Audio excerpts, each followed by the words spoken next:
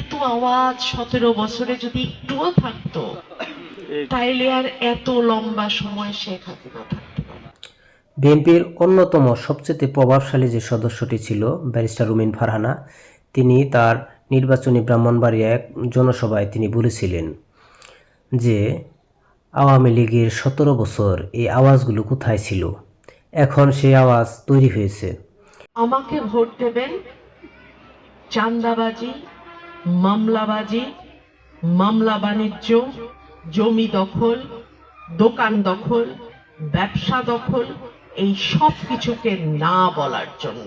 দিবেন চাঁদাবাজি, ধান্দাবাজি, জমি দখল, দোকানপাট দখল, এই সমস্ত জিনিস থেকে রক্ষা পাওয়ার জন্য। এই মানুষটি যে বক্তব্য করেছেন তার বক্তব্য অনেক ভালো লেগেছে, কারণ ওনার যে বক্তব্যটা, উনি দীর্ঘ সময় এই বিএনপির জন্য কাজ করেছে, কিন্তু আজ তাকে দল থেকে মনোনয়ন দেওয়া হয়নি এবং বরঞ্চ তাকে দল থেকে বহিষ্কৃত করা হয়েছে, তাকে বহিষ্কার করা হয়েছে। এর জন্য আশুগঞ্জ যে নড়াইলের মানুষগুলো যেভাবে তার জন্য ঝুঁকে পড়েছে, তার যে জনসমর্থন জনশ্রুতে রূপান্তরিত হয়েছে এবং তাকে ভোট দেওয়ার জন্য মানুষ মনে হচ্ছে যে আজকে যদি ভোট হয় রুবিন ফারহানা আজকে এমপি হয়ে যাবে, এমনভাবে তার জনসমর্থনটা তিনি তৈরি করেছেন। আশুগঞ্জে ব্রাহ্মণবাড়িয়া 2 আসনের যিনি সংসদ সদস্য এবং সবচেয়ে জনপ্রিয়, যাকে সারা বিশ্ব এবং সারা বাংলাদেশ যার জনপ্রিয়তা আছে,